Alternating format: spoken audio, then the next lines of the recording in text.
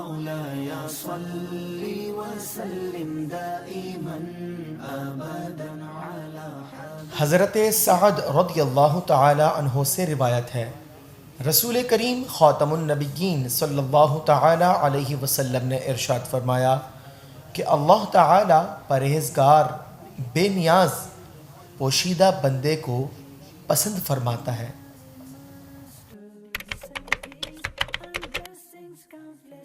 ناظرین، تین صفات جنہیں اللہ اپنے بندوں میں پسند فرماتا ہے۔ پہلی صفت تقوی، انسان کا اپنے آپ کو گناہوں سے بچانا اور اللہ اور اس کے رسول صلی اللہ علیہ وسلم کے احکامات کی فرما برداری کرنا۔ ایک جملہ ہمیں پیش نظر رکھنا چاہیے کہ متقین جو ہیں آخرت میں کامیابیاں انہی کے لیے ہیں۔ اللہ تبارک و تعالی ہمیں صفت تقوی سے متصف فرمائے۔ دوسرا بڑا پیارا وصف اور وہ ہے صفت بے نیازی، یعنی انسان جو ہے اپنی حاجات میں لوگوں کا طلبگار نہ ہو بلکہ پروردگار سے اپنی ہر حاجت میں طلبگار ہو، کہ لوگ جب حاجت روائی کرتے ہیں تو عام طور پر مفاد پیش نظر ہوتا ہے، لیکن رب تبارک و تعالی اپنے بندوں کو اپنے فضل سے عطا فرماتا ہے۔ تیسری بہت ہی خوبصورت اور پیاری صفت، اور وہ ہے انسان کا اپنے آپ کو چھپا کر رکھنا۔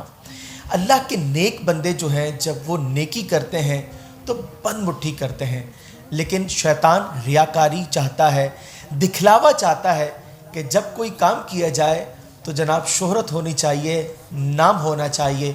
یاد رکھیے کہ ریاکاری حرام ہے، یہ ایک نیکی کے اندر جب شامل ہو جائے تو اس نیکی کو بدی میں تبدیل کر دیتی ہے، اور انسان اس نیک عمل کو کر کر یہ سمجھتا ہے کہ میں نے اچھا کام کیا، لیکن در حقیقت اس کے نامہ اعمال کے اندر جو ہے وہ گناہ لکھ دیا جاتا ہے۔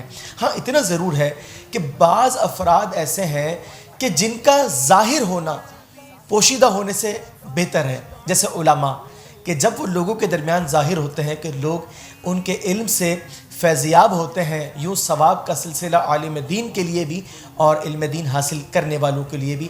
اللہ تبارک و تعالیٰ ان تین پیاری صفات سے ہمیں متصف فرمائے اور اپنا پسندیدہ بندہ بنائے۔